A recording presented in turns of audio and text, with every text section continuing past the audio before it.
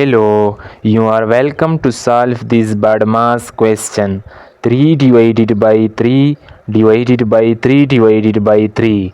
What is the value of this question? 3 divided by 3 equals 1 divided by 3 divided by 3 again equals 1, and 1 divided by 1 equals 1. But trust me, this answer is absolutely wrong because we did not follow one of the most important rule, which is called PEMDAS.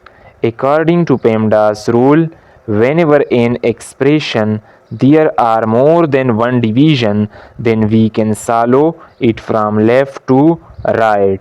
So in this question, first we solve this division and then these two division. So I write the question here again, which is 3 divided by 3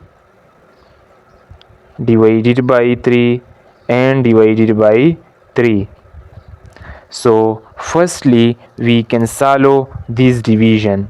3 divided by 3 equals 1, divided by 3 and divided by 3 I can write as it is.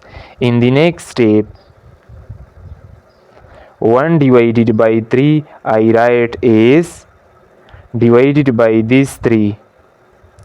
To solve this, we follow one of the most important rule, which is called KCF.